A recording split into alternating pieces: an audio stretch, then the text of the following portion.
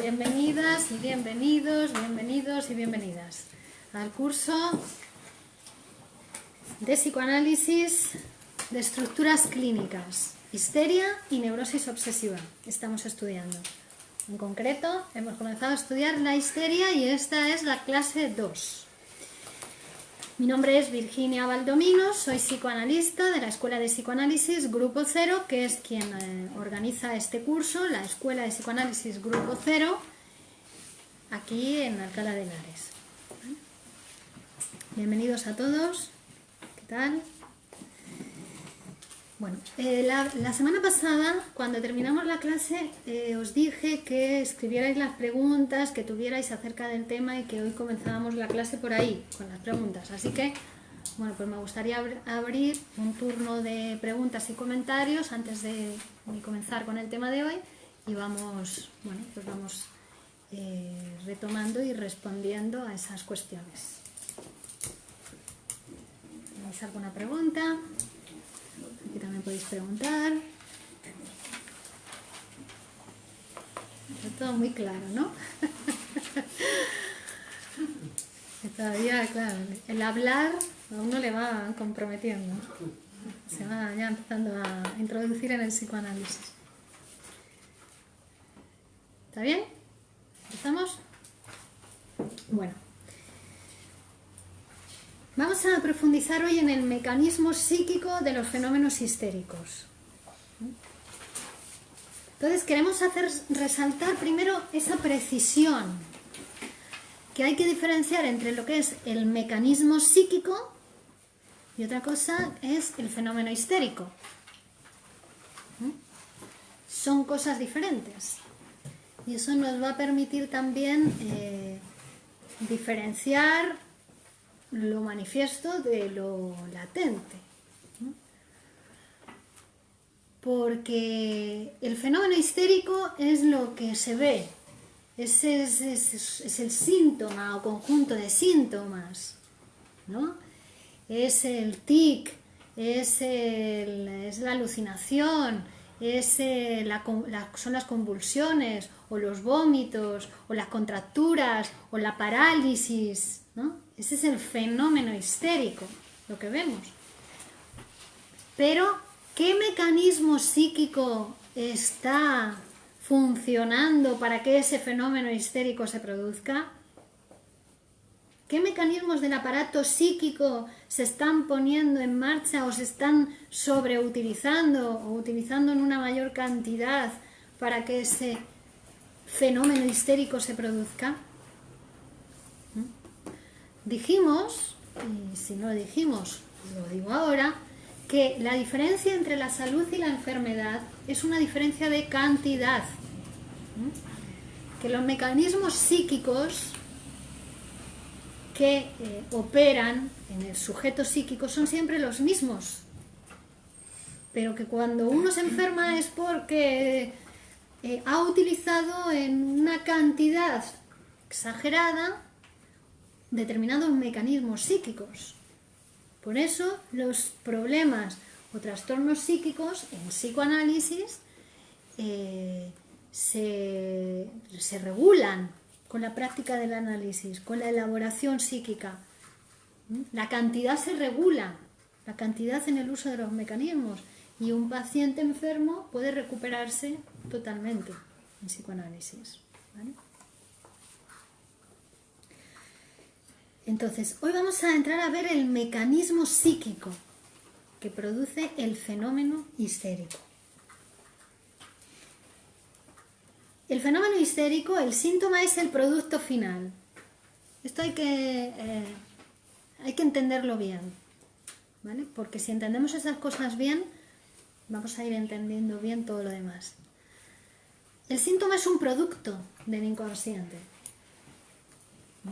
Es una solución del sujeto psíquico. Es la mejor solución que encontró la enfermedad para resolver ¿qué? Un conflicto psíquico. Un conflicto del propio sujeto, no que venga de afuera.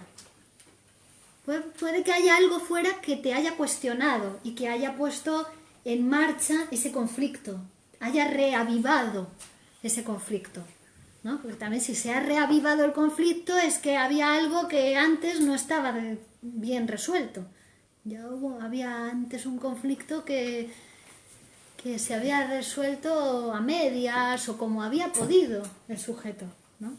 Entonces, puede que haya algo del exterior, de la realidad, de fuera, de tus relaciones o de tu familia, que toque, que despierte de alguna manera o que se haga significante para ti, que despierte ese conflicto, reavive ese conflicto, pero el conflicto está en uno. Lo que produce la histeria es un conflicto psíquico. Esto lo recalco porque a veces, o lo más normal en los seres humanos es tirar balones fuera. Ha sido los otros, es el otro el que me ha producido, me ha puesto nervioso, o me ha enloquecido, o no sé qué, pero no. Eres tú el que te pone nervioso, eres tú el que te enloqueces, eres tú el que te pones celoso. No es que tu pareja... No, los celos son tuyos. ¿Cómo gestionas tú los celos? ¿No? Es una cuestión de tu incumbencia. Entonces, el síntoma, la enfermedad, es una producción, es una forma de resolver. Pero ha habido un trabajo para llegar a esa enfermedad. No es de un día para otro, ¿no? Ni algo que se instale así de repente o que venga del exterior, sino que hay un trabajo psíquico en cómo uno utiliza esos mecanismos psíquicos que ha dado lugar a esa enfermedad o a ese síntoma que ha dado lugar a la histeria.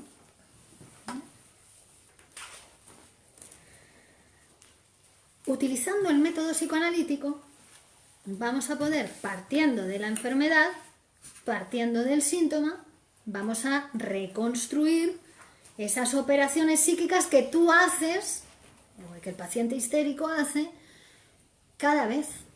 Porque no es que lo hiciera una vez y se enfermó y ya está, y está enfermo desde entonces. No, es que cada vez tiende a resolver de esa manera.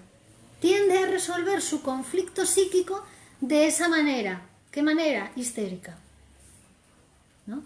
Pues ya decíamos que todo el mundo puede ser histérico en un momento determinado, resolver de manera histérica una cuestión, pero si siempre resuelves de manera histérica una cuestión, bueno, pues ya se puede decir que estamos ante una estructura histérica, ¿no? que va a limitar pues muchos aspectos en tu vida. Porque se puede resolver de manera histérica, pero también se puede resolver de manera normal, se puede resolver de manera obsesiva o se puede resolver de manera sana. Digo que el aparato psíquico, todos los mecanismos del aparato psíquico están a nuestra disposición. La normalidad sería utilizarlos todos en una cantidad adecuada y sustituir. Cuando toca de una manera se resuelve de una manera, cuando toca de otra se resuelve de otra. Ahora utilizo este mecanismo, ahora utilizo... Eso es la salud y la normalidad, ¿no? Bueno, pero en el paciente histérico se ve que hay una tendencia siempre a resolver de esa manera histérica, a resolver que su conflicto psíquico, porque hay un conflicto psíquico en el paciente histérico. Entonces, con el método psicoanalítico vamos a poder ir produciendo el deseo del paciente, ese deseo que se expresa a través de su síntoma. Porque también en la histeria el síntoma se produce para expresar algo que no pudo expresar de otra manera el paciente o la paciente histéricos. Entonces no lo pudo expresar de otra manera y lo expresa en el cuerpo. Se le paraliza el brazo, o vomita, o hace una contractura en el cuello.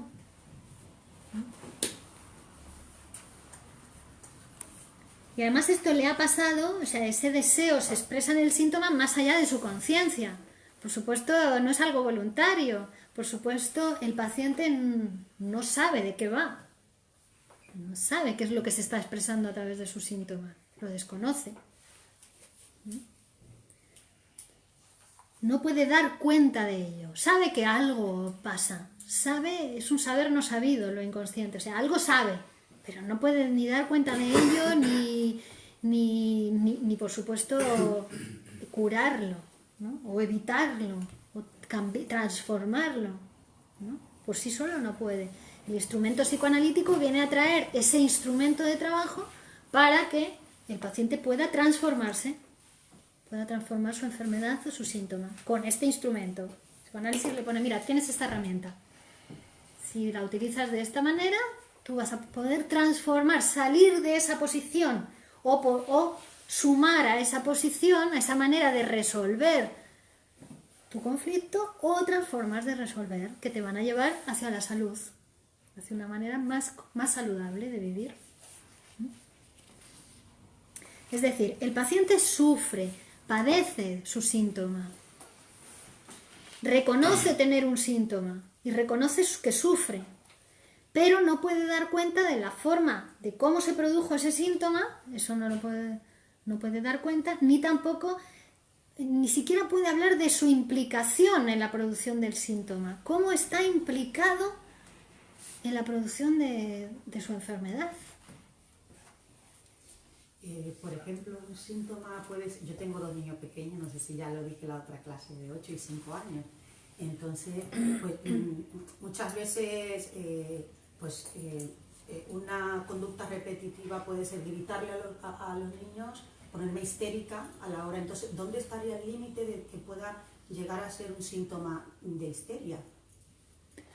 Muy interesante porque dijiste ponerme histérica, ¿no? Como si fuera la conducta, el comportamiento del niño, ¿no?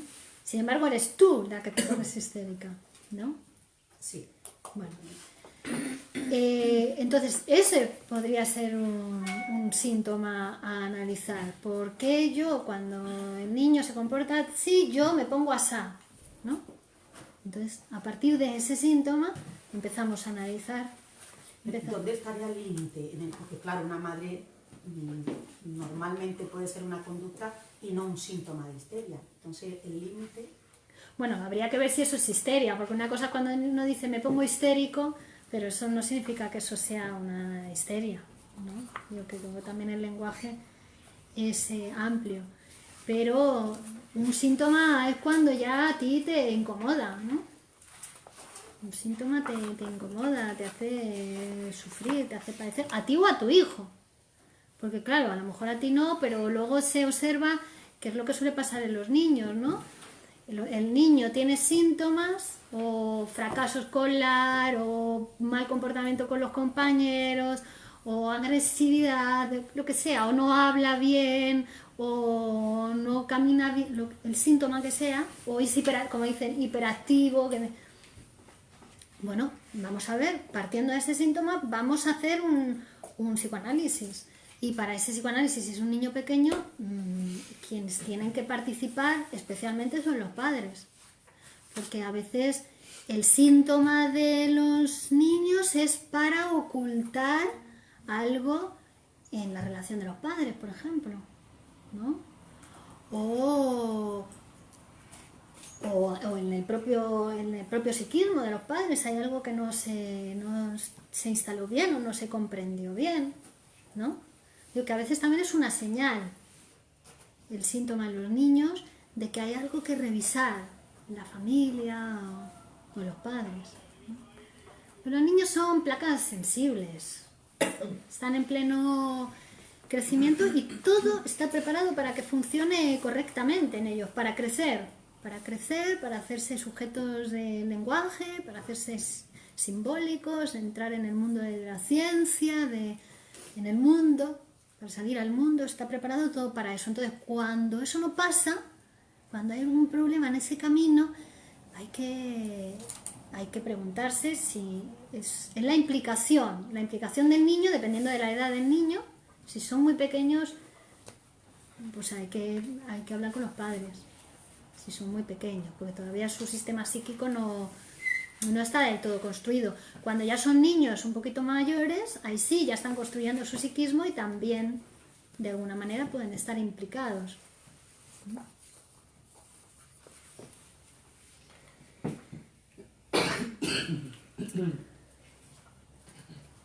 siempre hay una implicación nuestra en todo lo que nos pasa. Vamos a ver, empecemos por reconocer eso, que parece sencillo de reconocer, pero no es nada fácil de reconocer. Que en todo lo que nos pasa en nuestra vida, sea bueno o sea malo, estamos implicados.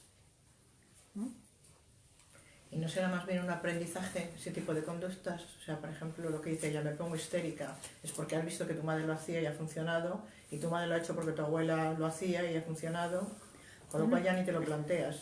Hay muchas neurosis que vienen, son hereditarias, entre comillas, no en el sentido de que vengan en los genes, sino que las hemos heredado por la educación. Claro que sí. Incluso hay algunas enfermedades que se han producido después de generaciones, ¿no?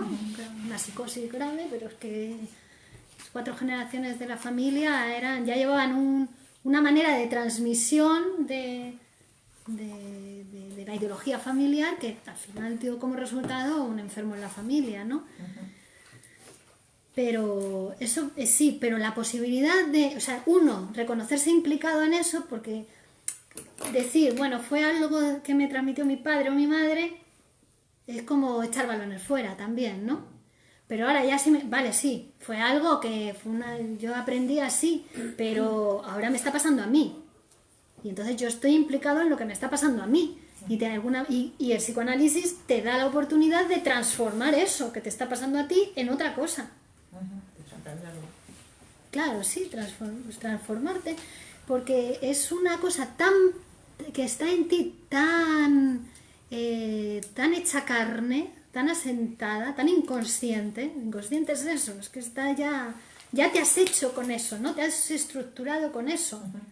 Que transformarlo requiere interpretación.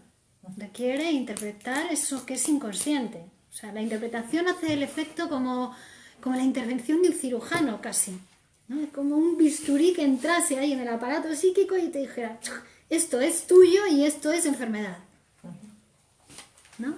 Porque además el yo de cada sujeto, ¿qué tiende a hacer? Tiende a incluir el síntoma como parte del propio yo, ¿no? De tal manera que uno al final dice, no, si yo siempre fui así. Siempre fui así. Es mi personalidad, ¿no? Pero no. Esa es una función que hace el yo del sujeto, ¿no? Que el psicoanálisis lo que te da es la posibilidad de transformación, o sea,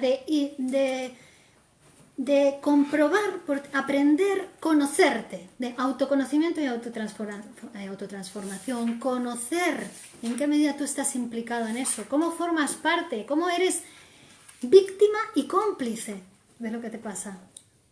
Es muy interesante. Eres víctima porque lo sufres, lo padeces, te genera un montón de inconvenientes en tu vida, pero a la vez eres cómplice, participas inconscientemente de eso, porque en el síntoma y en la enfermedad hay una satisfacción sustitutiva de un deseo sexual infantil y reprimido, en el caso de la histeria.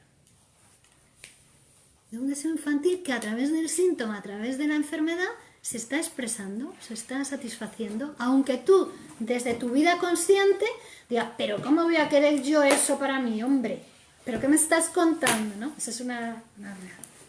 No quiero saber nada del psicoanálisis porque mira lo que me dice, que yo estoy implicado en lo que me pasa cuando yo estoy sufriendo y yo no puedo vivir y no sé qué, y me viene a decir que yo estoy implicado en eso. No quiero saber nada del psicoanálisis.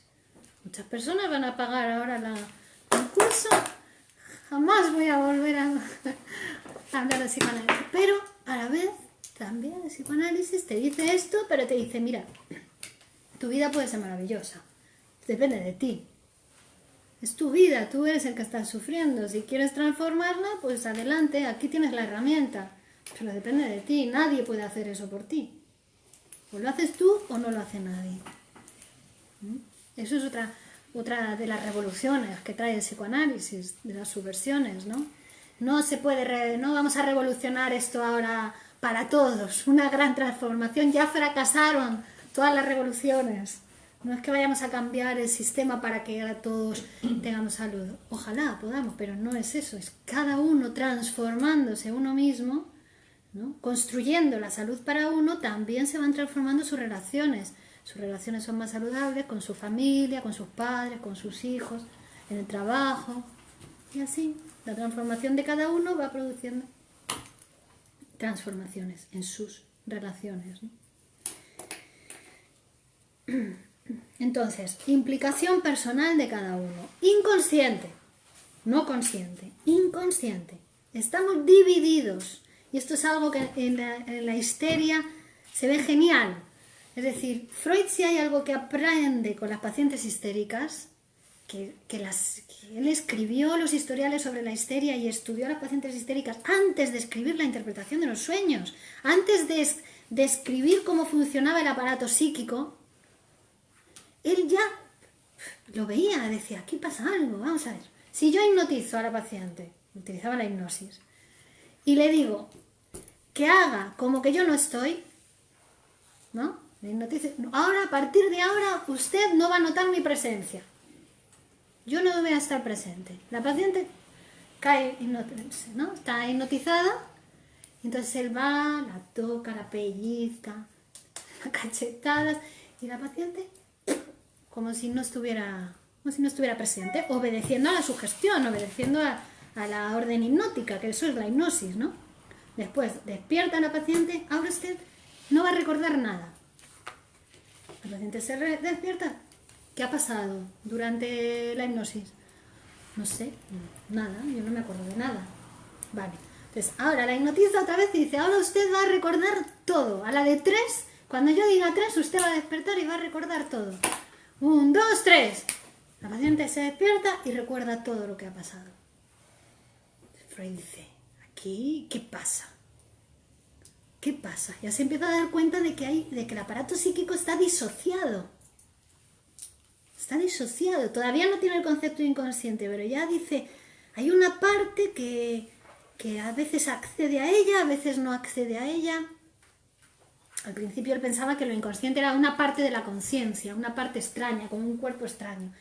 Luego la interpretación de los sueños describe el inconsciente, lo que es, que ya vamos a ver lo que es, ¿no? Pero todo esto con las pacientes histéricas. Ahí en los historiales de la histeria, que a la próxima clase ya vamos a empezar con uno de ellos, lo que les sirven es para diseñar, para formular el concepto de inconsciente y para producir la técnica y el método psicoanalítico. Bueno, entonces, fenómeno histérico, los síntomas, la apariencia. Por otra parte, el mecanismo inconsciente. Mecanismo inconsciente que el paciente no tiene ni idea de cuál es el mecanismo por el que está enfermo, ni por el que se han producido sus síntomas. Eso lo sabe el psicoanálisis. Pero el psicoanálisis lo sabe a nivel teórico. Ahora viene el paciente y ahora lo vamos a tener que poner en juego, lo vamos a tener que ir viendo cómo se ha producido en esa paciente o en ese paciente su histeria, sus síntomas histéricos, cómo ha sido su historia de deseos. Esa es una construcción. Vamos a ir construyendo e interpretando y construyendo su historia de deseos hasta llegar ahí, a su enfermedad. Y eso va a ser propio y único de cada paciente. Aunque el mecanismo psíquico, ahora vamos a ver cuál es el mecanismo particular en la histeria, pero después en cada paciente su historia ha sido diferente. Bueno, entremos en el mecanismo psíquico.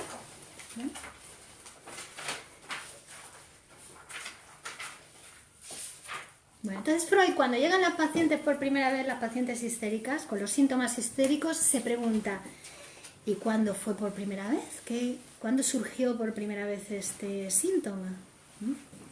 Bueno, pues en el caso de la histeria, Freud siempre encontraba que se había producido en la infancia.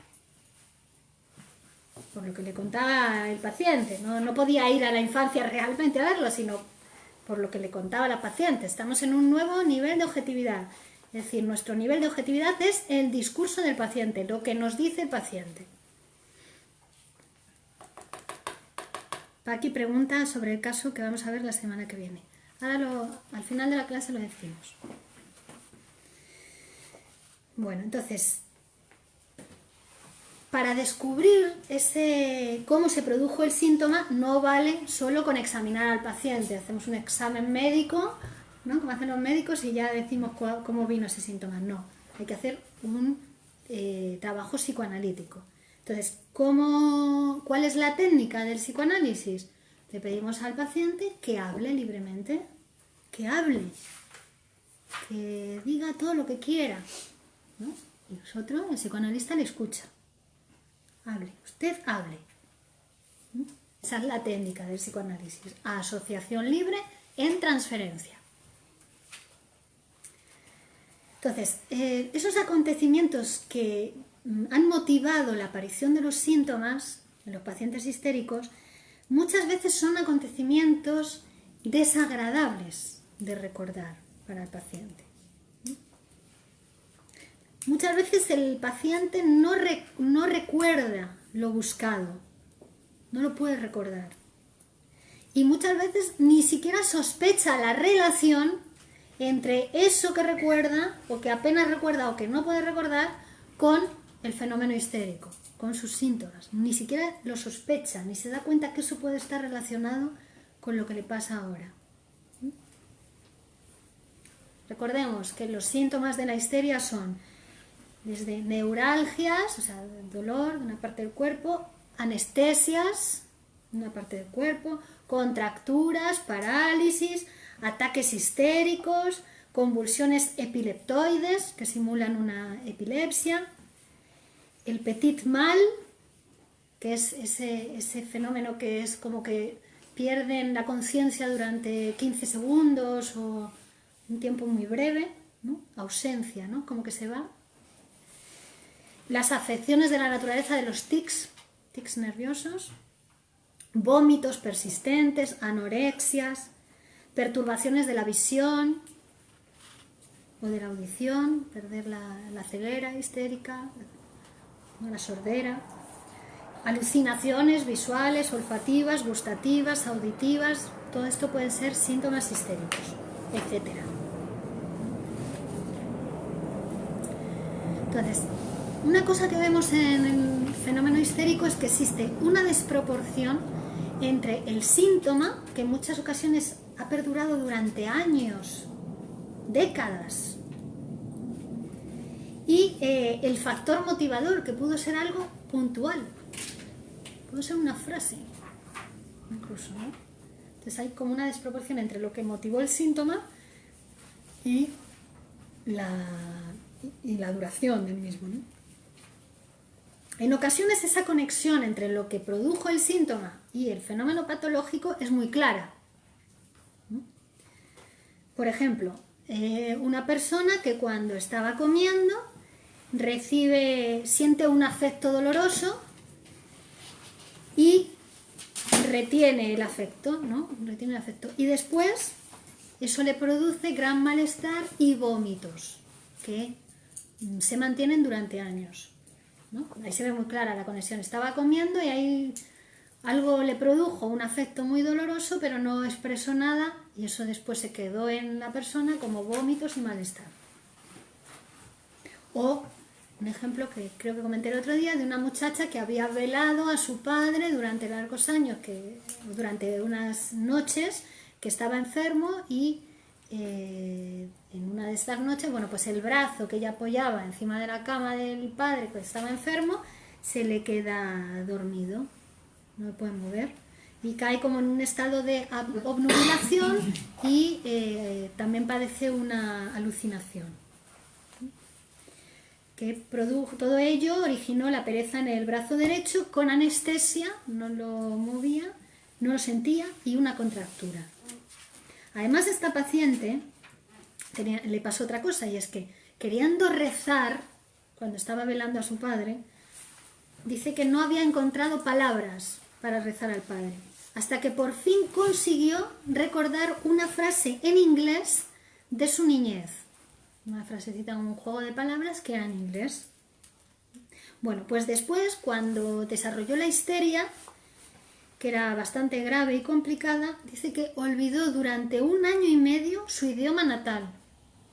No podía hablar en su lengua natal y que solamente podía hablar, comprender y escribir en inglés.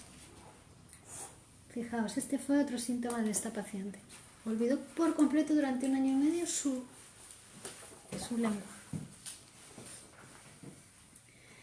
Otro ejemplo, una señora que su hija estaba gravemente enferma y cuando se duerme la niña, para no despertarla, pues se hace grandes esfuerzos en evitar cualquier ruido que pueda despertar a la niña. Bueno, pues a causa de ese propósito, de eso que se había propuesto, acaba produciendo un chasquido muy singular con la lengua, ¿no? Como síntoma. Es decir, su propósito de haber evitado cualquier ruido produjo un síntoma, ese chasquido con la lengua. Esto es lo que se llama voluntad contraria histérica. Es decir, se propone una cosa y consigue lo contrario. Y ese ruido pasó después a constituirse en ella como un tic. Le quedó como un tic, ese chasquido de la lengua. Bueno, en estos casos veis que la conexión es muy clara, ¿no? Entre el factor motivador y el producto patológico. Pero hay otros casos donde esa conexión no es tan evidente, no es tan clara. Esa conexión entre el factor que produjo el síntoma y el síntoma no es tan clara. Sino que más bien están como en una relación simbólica. Es decir, ya si entramos en el análisis vamos a ver, cuando empiece a hablar libremente, ahí ya vamos a ir descubriendo cómo se relaciona el factor motivador con el producto patológico. Por ejemplo, dice, esto pasa, por ejemplo, en los sueños de las personas sanas y personas normales, ¿no? Que, por ejemplo, te levantas con un dolor y es porque en el sueño ha habido algo que ha resultado anímicamente doloroso. En el sueño, ¿no? O es algo, tienes repugnancias, ¿no? Y en el sueño, interpretando el sueño, se observa que hubo algo que te produjo repugnancia moral. Y eso después en la vida despierta te produce repugnancia. Tú tienes repugnancia en la comida, ¡ay, qué asco! Me da asco comer, ¿no? Pero al interpretar, al hacer el análisis del paciente, se interpreta que en su sueño sintió cierta repugnancia moral, ¿no? ¿Ves? Ahí la relación no es tan directa y hay que hacer un trabajo porque están relacionados simbólicamente. Hay que hacer un trabajo de análisis para descubrir ese síntoma, de dónde procede, cómo está relacionado y conscientemente, ¿no? En el sujeto. Entre ese factor que lo produjo, lo que motivó el síntoma y el síntoma. Y en un tercer grupo no logramos descubrir esa relación. Esa relación entre lo que produjo el síntoma y el síntoma. Y bueno, y dice Freud que a este grupo precisamente es al que pertenecen la mayoría de los síntomas histéricos. Por ejemplo, la hemianestesia, es decir, que se pierde la sensibilidad de media parte del cuerpo, o la disminución del campo visual, o las convulsiones epileptiformes, muchas veces pues corresponden a este tercer grupo donde no se logra descubrir esa vinculación. Bueno, hay que diferenciar la histeria de lo que sería la neurosis traumática. La neurosis traumática es esta que se produce pues, cuando uno se ha visto sometido sin una preparación a un susto, a un accidente de tráfico, un accidente ferroviario, o un terremoto, no sé, no ha habido tiempo de prepararse con cierta angustia esperando el suceso, sino que lo ha sorprendido. Ahí es cuando se producen las neurosis traumáticas. Y en la histeria, Freud, cuando empieza a trabajar con las histéricas, todavía trabaja con la teoría del trauma, un poco. Es decir, si leéis los textos previos a la interpretación de los sueños, todavía Freud habla del trauma y el trauma.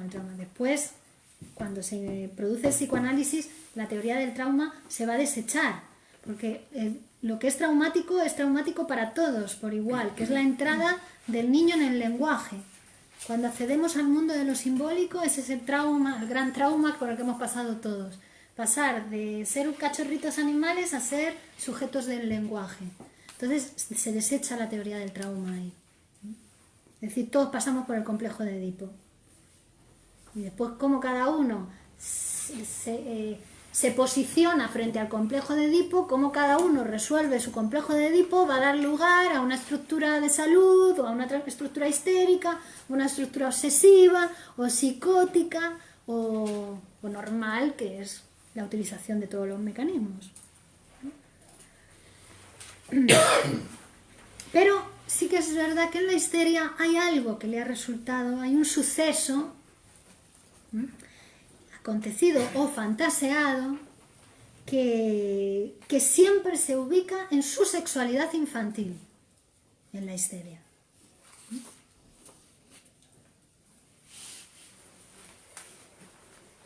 Es decir, la histeria también, la histérica o el histérico pasan por el complejo de Edipo como todo el mundo, pero su manera de posicionarse frente al complejo de Edipo es lo que caracteriza que se trate de una posición histérica o de una estructura histérica. Y además, como el complejo de Edipo no es una cosa que hayamos pasado cuando éramos niños y ya está, es que el complejo de Edipo se reedita muchas veces en nosotros. Pasamos muchas veces por el complejo de Edipo a lo largo de nuestra vida. Y claro, si nos hemos posicionado de una manera, hemos quedado fijados a una manera de resolver ese conflicto psíquico que supone el complejo de Edipo, ¿no? Entonces tendemos siempre a repetir esa manera de resolver. Cada vez que sentimos ese conflicto psíquico, resolvemos de esa manera. Y eso es lo que se llama la compulsión a la repetición.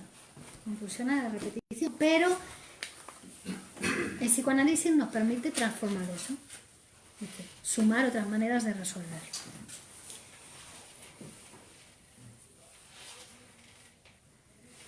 Bueno, en el caso de la histeria, cualquier afecto que provoque afectos penosos de miedo, de angustia, vergüenza, dolor, puede actuar como factor motivador del fenómeno histérico.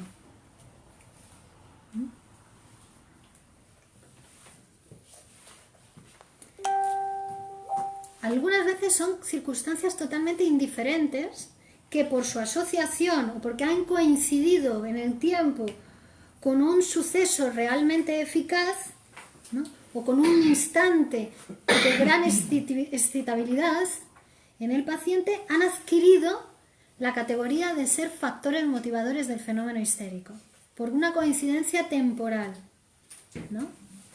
Bueno, recuerdo ahora mismo un caso de un paciente del doctor Menasa, que a veces lo cuenta, ¿no? Donde una persona está en un partido de fútbol, se le cae una Coca-Cola y rompe un ataque, ¿no? Sufre un ataque. Y entonces en su psicoanálisis se observa cómo el mismo día, o bueno, se observa, en su psicoanálisis el paciente llega a decir que el mismo día que aprendió la palabra papá, aprendió la palabra Coca-Cola. Una producción del análisis de este paciente, no es que a todo el mundo le pase eso, a este paciente le pasó eso. Eso era, daba explicación a su ataque cuando se cayó la Coca-Cola. Porque son los fenómenos inconscientes, o sea, el inconsciente no es algo, es algo que va con nosotros. Cuando hablamos de la sexualidad infantil, no es que era que nos pasó en la infancia, es que la sexualidad infantil es actual en cada uno de nosotros. Virginia, Sí. que no me ha quedado muy clara la relación. A ver, los factores motivadores, como por ejemplo la vergüenza, eso es un factor que origina un síntoma histérico. Puede originar. O al revés. Es que yo pensaba que era al revés. ¿Cómo al revés? Pues que como consecuencia de un síntoma histérico soy tímida, soy vergonzosa. Al revés. Vale. Justo, es al revés. Es como la culpa. Mira, mucha gente piensa que haces algo mal y eso es en lo que te produce la culpa, ¿no? Y no. Había culpa inconsciente y fuiste a hacer algo mal en la realidad para recibir un castigo y calmar esa culpa. ¿Ves? Y en la histeria lo mismo, es algo una frase que me dio odio y no supe o no pude resolver de otra manera, hice síntoma. Una frase que me dio tuve un pensamiento que me dio mucha vergüenza, solo pensarlo, y no pude resolver de otra manera y con ese pensamiento hice síntoma, ¿no? Un deseo. Tuve un deseo hacia un familiar, como vamos a ver en algunos casos de alguna paciente, un deseo sexual hacia un familiar y frente a ese deseo, como no pude resolver de otra manera, y ahora vamos a ver, puse en marcha los mecanismos psíquicos que llevan al síntoma histérico. Muy buena pregunta eso que has hecho.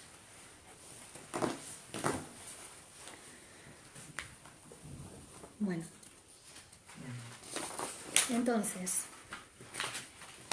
esa conexión es inconsciente para el paciente. No sabe cómo está conectado ese sentimiento, por ejemplo, de vergüenza o de repugnancia, tal, que eso haya podido hacer su síntoma. Que en muchos casos ni siquiera lo sospecha. Está como disociado, separado el factor motivador del fenómeno histérico. Pero sí que puedes conocerlo, pero intentar justificarte a ti mismo, o sea, intentar tapiarlo, ¿no? De alguna forma. También. O decirlo. A la paciente histérica a veces, al paciente histérico, le sucede que lo dice, pero no lo tiene conectado. Lo puede llegar hasta a pronunciar. Es consciente de ello, pero que no sabe de la relación que hay entre eso y su... Está como disociado, como cortado. Las conexiones entre una cosa y otra, cortadas. ¿Vale? ¿Por qué? Es inconsciente. Esa conexión es lo que es inconsciente para el paciente. Es decir, conscientemente no puede acceder a esa relación. Y desde lo inconsciente, sin embargo, continúa sobredeterminando y produciendo síntomas en el paciente. Porque como es inconsciente, no lo puede de ninguna manera regular ni controlar. Pero desde lo inconsciente, que algo sea inconsciente no significa que pierda fuerza, todo lo contrario, adquiere más fuerza. Porque desde lo inconsciente ya funciona autónomamente. Y además, el inconsciente, como lo único que quiere es expresarse, pues se va extendiendo, cada vez va haciendo más conexiones con otras ideas, con otras partes del cuerpo, con otras relaciones. Y escapa a tu campo de control, ¿no? Entonces, ese proceso causal va a seguir actuando desde lo inconsciente, incluso después de largos años, y no de una manera directa. No de una manera indirecta. De una manera indirecta sería que están mediando un montón de asociaciones entre una cosa y otra. No. En la histeria funciona de una manera directa, pero inconsciente. Es decir, como de la misma manera que cuando uno recuerda un antiguo dolor psíquico y se le puede saltar una lágrima en la actualidad, ¿no? Uno recuerda algo del pasado que le dolió y hasta hoy en día al recordarlo le puede hacer llorar. Pues esa manera es la que tiene la histeria.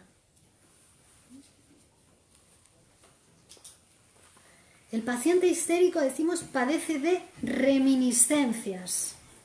Reminiscencias, es decir, representaciones mentales, evocaciones, recuerdos de una situación, hecho o cosa que tuvo lugar en el pasado.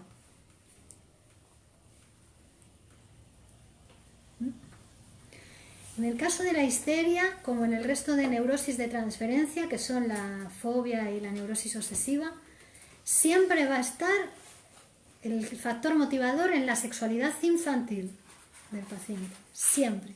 A diferencia de otras neurosis, que son las neurosis actuales, que el factor motivador está en la sexualidad actual. del paciente.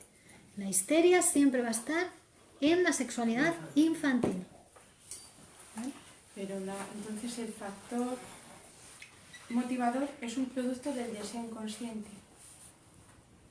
Que vamos a ver, por ejemplo, la chica esta que estaba velando a su padre.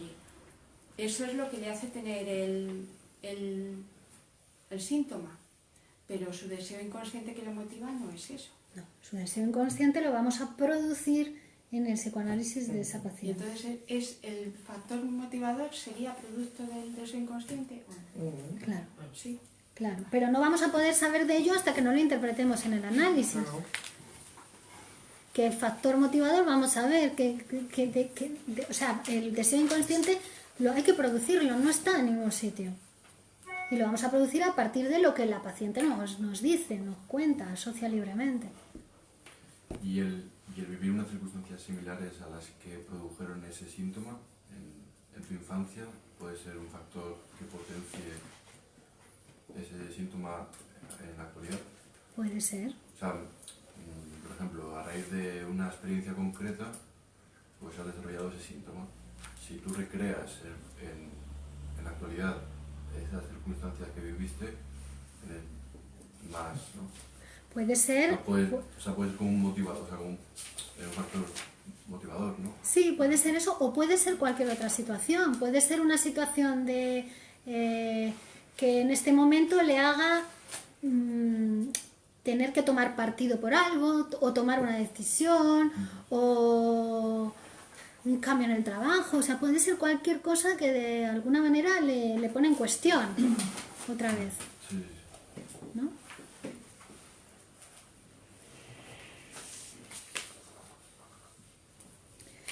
Entonces, Freud, claro, se quedó le llamó mucho la atención que un hecho del pasado pudiera permanecer con tanta fuerza a lo largo de los años y que no haya perdido intensidad como otros recuerdos, ¿no? Y dice también que esa pérdida de intensidad o no del recuerdo va a tener que ver también con la reacción que tuvo el paciente frente a esa situación. Es decir, cuando se elaboró de alguna manera psíquicamente, por ejemplo, diciendo una frase o insultando al otro o lo que sea, queda menos fuerte el afecto del recuerdo que cuando no se hizo nada, que es el caso de la histérica o el histérico, el paciente con histeria que tiende a resolver de una manera pasiva. Es decir, lo que le cuesta es elaborar psíquicamente y elabora en el cuerpo. Como no puede elaborar psíquicamente con una frase o diciendo lo que sea, lo elabora, lo convierte. Vamos a ver, el mecanismo de la conversión, lo hace inervación somática. ¿No? Por ejemplo, había una paciente que se le paraliza una pierna y la frase que sostenía ese síntoma era "no puedo dar un paso más". Pero claro, esta frase fue después de todo un tiempo de psicoanálisis, porque ella tenía una situación familiar, había muerto el padre, ya sé que quiso hacer cargo de la familia como si ella fuera el padre de la familia, cuidar de todos, bueno, y acabó con una pierna paralizada y la frase que sostenía ese síntoma era "no puedo dar un paso más". ¿Vale? Pero ya esa frase es después de un trabajo de psicoanálisis y ahí recuperó la paciente su movilidad. Ella no sabía que era esa frase la que había producido su síntoma. Pues no estaba en ningún lugar, había que producirla en el trabajo del psicoanálisis. Bueno, en la histeria se mantiene entonces siempre una posición pasiva frente a ese suceso. Ella está en posición pasiva. No es lo mismo el recuerdo de una ofensa que fue castigada, aunque fuera con palabras, que el de una ofensa que fue tolerada sin protesta, por ejemplo.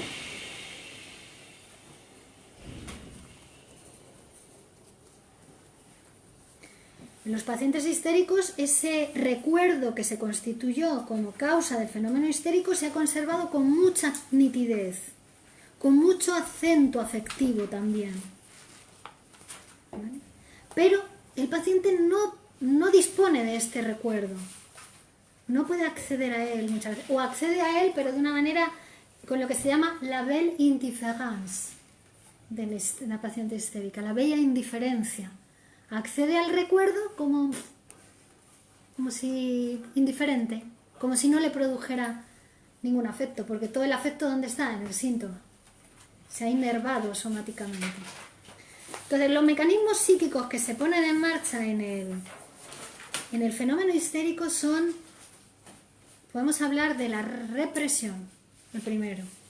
Es decir, eso que le produce el afecto doloroso, eso que le resulta intolerable, eso que le resulta vergonzoso, que le resulta repugnante, que le resulta... ¿Qué hace con ello? Lo reprime. Es decir, la represión es, no quiero saber nada de esto. No quiero saber nada de esto. Y represión no significa que desaparezca, porque cuando decimos no quiero saber nada de esto, no es que eso se destruya, sino ¿qué pasa? Se hace inconsciente. Lo alejamos de la conciencia. Lo alejamos de la conciencia, se hace inconsciente, y desde lo inconsciente sigue trabajando, y sigue trabajando con más fuerza, porque ahora ya autónomo, trabaja de manera autónoma.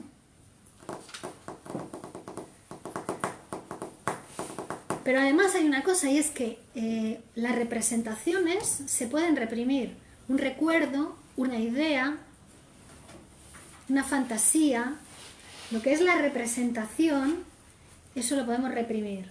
Ah, no quiero saber nada de esto. Reprimimos y se hace inconsciente. Pero el afecto que va ligado a esa representación, la repugnancia, el asco, la envidia, la venganza, el odio, lo que sea, que nos ha producido conflicto, ¿no? Eso no se puede reprimir. Entonces, ¿qué hace el afecto? Bueno, la histérica, que es el otro mecanismo que utiliza, lo convierte. Conversión histérica se llama. El afecto, en vez de ponerlo en palabras, lo odio, le quiero matar, ¿no? Que el psicoanálisis, por eso el psicoanálisis funciona, porque uno elabora con palabras lo que no podía elaborar antes, ¿no? Entonces, eso que la histérica no puede elaborar con palabras, no puede elaborar psíquicamente, lo elabora a través de la conversión, lo pone en el cuerpo, lo convierte, lo transforma en inervación somática del afecto. ¿Vale? Entonces también es una forma de recordar el síntoma. No lo recuerda en la memoria cuando trata de recordar, pero le da el ataque histérico. También está presente en el síntoma. Claro. Lo reprimen, pero está presente Está. siempre. Y además es cada vez. Porque para mantener la represión, no es que se produjera una vez la represión, luego hay todo un trabajo para mantener la represión, un trabajo psíquico muy importante, para que eso no haga aparición, no le recuerde nada a eso. Y en muchas ocasiones, para borrar un suceso que pasó puntualmente en un año de la vida, el paciente lo que hace es que borra varios años de su vida, o varias décadas. Borra el recuerdo de años, de décadas. ¿Para qué? Para no recordar eso, que se ha propuesto no saber nada de ello. Es decir, es muy desproporcionado. El síntoma histérico es como muy desproporcionado frente a aquello que lo ha motivado. Después en el análisis se ve, es una frase lo que mantiene, lo que ha producido y lo que mantiene el síntoma histérico. Se le paraliza el brazo, es que lo quería matar, se le paralizó el brazo. Claro, porque también juega ahí la culpa. Yo quiero matar, o sea... Claro. Sí, la intolerancia frente a los propios afectos humanos. Hombre, que eso no Frente a la es normal, propia- pero uno no lo acepta. Que cuando a cualquiera le puede provocar, ay, que me provoca matarlo, ¿sabes? Y uno no acepta eso, porque uno obviamente socialmente lo limitan y que si a ti te provoca matar y vas a matar, a ver, una locura, ¿no? Pero entonces uno va reprimiendo eso siempre. Y es lo que tú dices, son afectos que todos tenemos, pero no los queremos. Así es. La represión funciona así, ¿no? Algo que no quiero saber nada de ello, lo alejo de mi conciencia. Pero sigue trabajando en lo inconsciente. Reprimido ahora, inconsciente reprimido. Pero por ejemplo, digamos, usted reprime, pero a su vez, digamos, ¿cómo canalizas exactamente esas emociones? Porque también es importante conjugar eso con el canal de las emociones. Es decir, tú reprimes una actitud, una conducta, algo que te tiene totalmente sacado de paso, o un hecho muy específico que te llevó a ese estado histérico, pero sin embargo, después ¿cómo lo procesa emocionalmente para poder tener un equilibrio? La histérica hace el síntoma, esa es su manera de procesar. No lo puede procesar psíquicamente, tiene una imposibilidad para procesar psíquicamente y entonces lo procesa somáticamente en el cuerpo, hace el síntoma. Claro, que eso puede conllevar a cualquier cosa, ya de una erupción en el cuerpo, una parálisis, un infarto. Cualquier enfermedad puede ser histérica. Histérica. Hasta enfermedades graves del cuerpo, puede ser por una estructura histérica. Claro.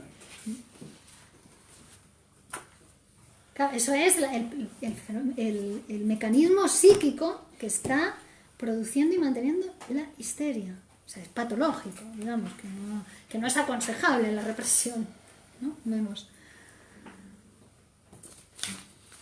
que es aconsejable la elaboración psíquica de las cuestiones con el psicoanálisis, que para eso es, ¿no? Para elaborar. Pero por ejemplo, digamos, en un conflicto, Sí. vamos a suponer, porque ahorita hablaba de una relación muy interesante, veamos, una persona puede ser que tenga un comportamiento donde tiene una conducta histérica, pero sin embargo, bueno, él quiere canalizarlo, vamos a suponer, en una relación familiar. Él trata de tener una participación activa de cómo solucionar ese problema. Pero al encontrarse o enfrentarse quizás, digamos, con ese otro colectivo de la familia que no quiere formar parte activa, ni activa ni pasiva, de ninguna forma, da cuenta, para solucionar el conflicto, ¿qué actitud debe adoptar esa persona en relación a ese núcleo familiar en el cual se envuelve y que se está generando un conflicto que a él lo hace ponerse histérico? ¿Cómo lo resuelve? Bueno, mi recomendación es comenzar un psicoanálisis. ¿Por qué? Porque lo que se observa es que todas las personas que comienzan un psicoanálisis empiezan a mejorar sus relaciones también con la familia, ¿no? Con que un miembro de la familia comience a psicoanalizarse, empiezan a transformarse las relaciones dentro de esa familia. Porque hay como un modo enfermizo, ¿no?, en esa familia que está dando lugar a ese... Claro, bueno, en muchas ocasiones el paciente psicótico es el menos loco de la familia. Es el que, sí, es el que da la señal en la familia, es el emergente psicótico de la familia. ¿Vale? O sea, que sí, que hay cuestiones que el sujeto es psíquico y social al mismo tiempo, que hay cuestiones que están producidas. Entonces, recomendación, comenzar a psicoanalizarse. Porque a medida que uno se va transformando, se van transformando también sus relaciones. Incluye lo inconsciente en esa familia. Antes no había inconsciente en esa familia. Ahora uno empieza a producir su inconsciente. Ya hay inconsciente en esa familia. Ya se va a poder interpretar lo que pasa ahí. Pues hasta ese momento está como opacado, como enquistado. La enfermedad es de un quiste que ahí no entra nada. Porque como además es inconsciente... Por mucho medicamento que lo dé, por mucho racionalismo que lo dé, que lo intente razonar, ahí no entra nada, está todo cerrado en la enfermedad, ¿no? En que está. Entonces, es con interpretación, es que esa base de interpretación que hace así, y ya entra ahí a lo inconsciente, a esas cuestiones de la sexualidad. Y que si no puedes entrar, aparece la frustración. Claro. Y esa frustración, ¿cómo te va desde ella? O sea, cómo, mejor dicho, por medio de la evasión, es decir, no evadirse, sino apartarlo. de tu vida, de tu mundo, de tu actuar, interrelación, y evadiéndote en otras cosas que te preocupan más. Punto. Matemático. Es así. Sí, y muchas veces Yo he evadiéndose pues, en experimentado, las adicciones o como una manera también de, ¿no? Pero por no tener los instrumentos Mecanismos de... para resolver esa cuestión, ¿no? Pero creo que también la evasión es una frustración, en el También, fondo. sí. Porque cuando tú evades a una cosa es porque no has encontrado los mecanismos para darle soluciones. Y eso al final, sencillamente, eso un poco que se va acumulando en el canal de las emociones hasta un día que sencillamente salta la chispa y toda esa carga que tienes aquí, pues sería... La revienta, sí, pero la revienta histéricamente, con toda la fuerza que tenga. Pero que la cosa está en cómo buscar un equilibrio, ¿no?, que le permita a esa persona realmente no evadir, sino solucionar. Claro. Porque creo que el problema está en las soluciones, no en las evasiones. La evasión sencillamente es un refugio, pero un refugio que al final hace daño.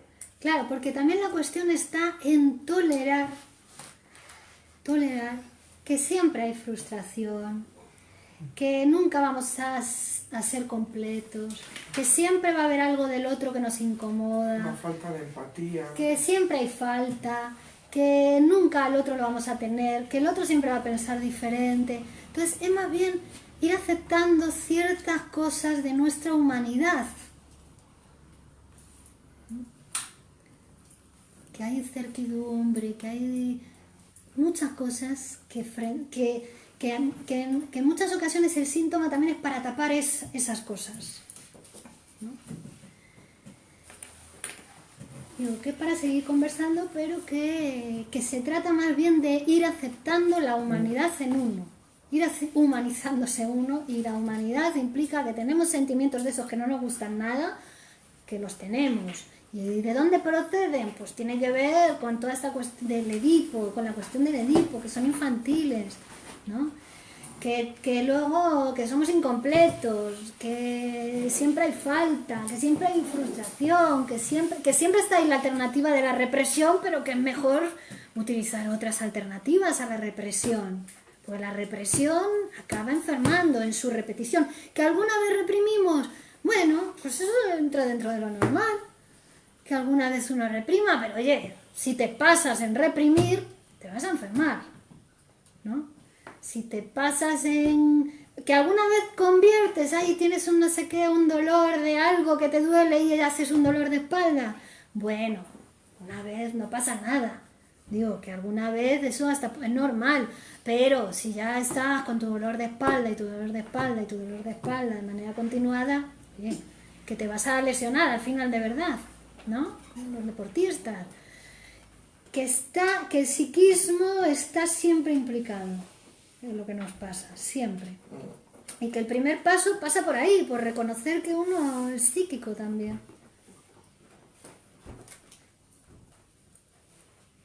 ¿Y usted cree que uno siempre debe reprimirse ante lo que no le gusta? No, lo que estoy diciendo es que esa no es una buena solución.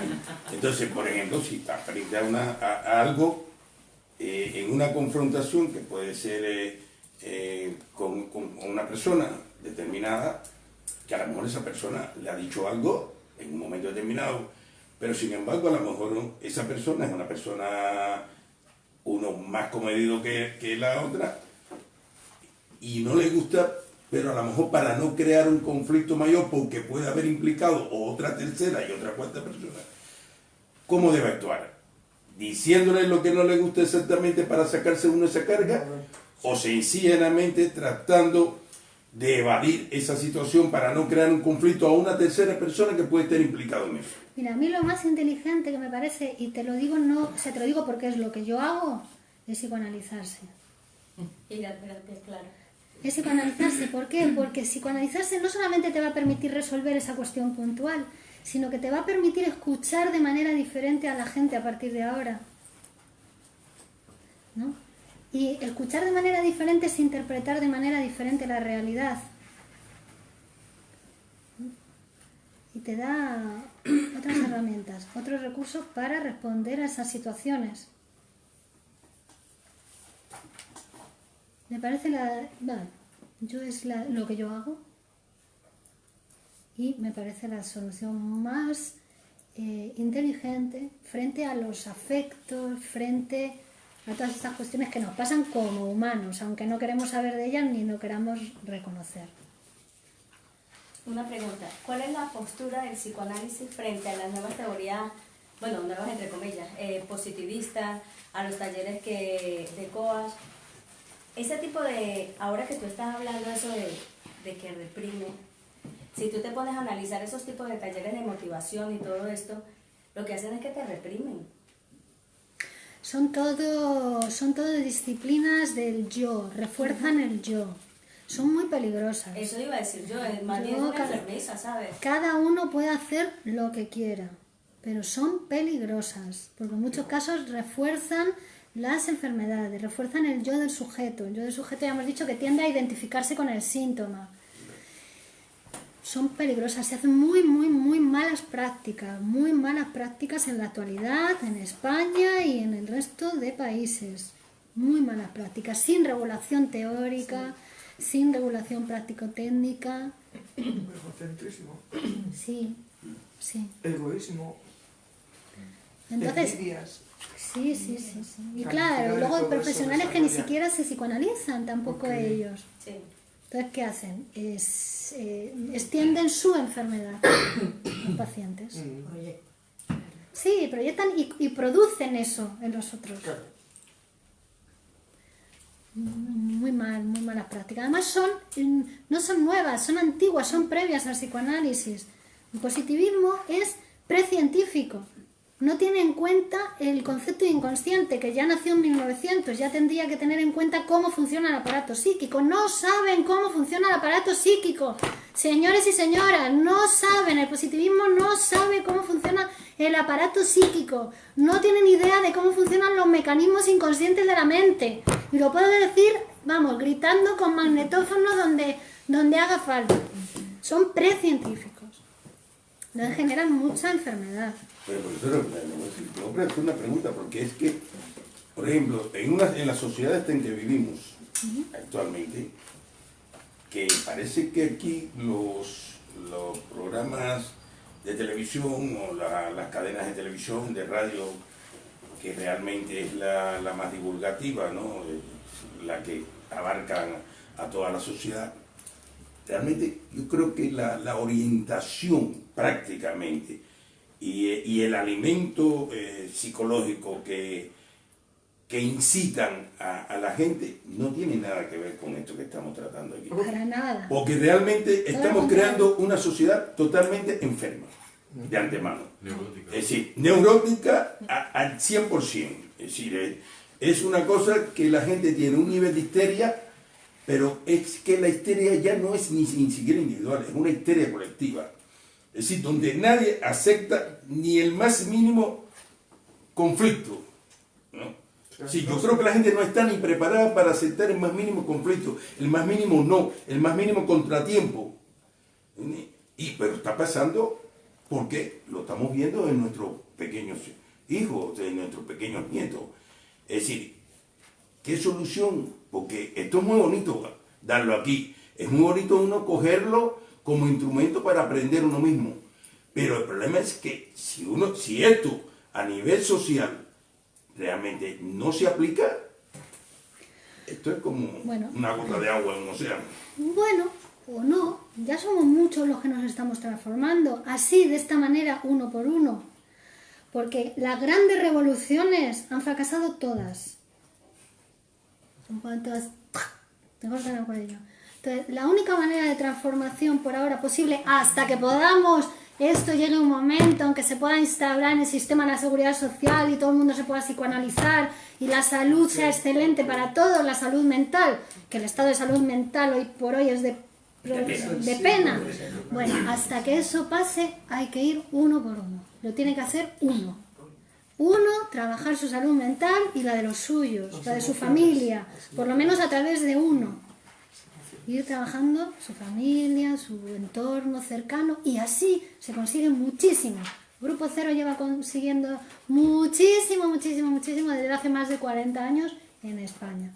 Así que hoy por hoy, hasta que consigamos, digamos, realizar una transformación macro a nivel social, que por otra parte también los grandes teóricos dicen que las transformaciones macro no son posibles si no hay transformaciones micro, si no hay transformaciones en la ideología de cada uno y en el aparato psíquico de cada uno, en el inconsciente, la producción de cada sujeto, que es psíquico y social, que hasta que no somos sociales no somos psíquicos tampoco. Bueno, porque si tú cambias todas las estructuras sociales y siguen permaneciendo este tipo de síntomas, este tipo de histeria, de neurosis y tal, va a seguir habiendo confrontaciones entre miembros de una misma sociedad. Entonces, un cambio social, entonces, va a ser contraproducente. Mira, confrontaciones siempre va a haber, pero la manera en que cada uno afronta esas confrontaciones es distinta. Es decir, celos siempre vas a tener. Aunque te psicoanalices, siempre vas a sentir en algún momento celos, que son sentimientos infantiles los celos. O sea, se puede llegar hasta no sentir celos, pero siempre hay celos. Pero no es lo mismo sentir celos y matar a tu pareja que sentir celos y decir, uy, que si estoy sintiendo celos es porque yo deseo a la otra persona. ¿Ves? Ahí tienes inconsciente. Te has psicoanalizado, sabes que cuando sientes celos es porque tu deseo está implicado, porque no sientes celos de cualquier persona, que no. Es que tú deseas a esa persona de la que dices sentir celos. Entonces no es lo mismo, cuanto más psicoanalizado estás, que tampoco uno se acaba nunca de psicoanalizar, pero cuando más trabajo de análisis has hecho, más te conoces, y más conoces cómo funcionan los mecanismos inconscientes de tu mente. Entonces, claro, tu respuesta es diferente. Si niegas totalmente lo psíquico, si niegas que eres un humano y te crees que el otro te pertenece, hasta puedes llegar a matar a tu pareja por celos. Por todo por negar que tú puedas sentir. No, hay que... Recomendación, el psicoanálisis es un instrumento maravilloso para conocerse y transformarse. Trabajar bien las emociones. Claro. Para no sentir neurosis o sentirte persona neurótica. Claro, para estar en la realidad. Es que no hay emotividad, no hay. Es que sabes lo que no hay. La neurosis lo que hace es te saca de la realidad, te mete en tu mundo psíquico y no te permite estar en el mundo real. Y la salud te hace estar en la realidad con otros seres humanos como tú, que también sienten, que también padecen. Bueno, continuamos el próximo día. Más preguntas que tengáis, anotáis y empezamos por ahí. Y cuando alguien te toca de cerca, que no le pasas. Porque no estudias la situación del porqué de la otra persona sin conocimientos psicológicos. Claro, pero ya verás como el psicoanálisis te va a aportar un saber que no te habías podido imaginar nunca antes sobre esa situación. Yo creo que siempre anduve detrás de ello. Lo que pasa es que ahora, a medida que vas estudiando y le pones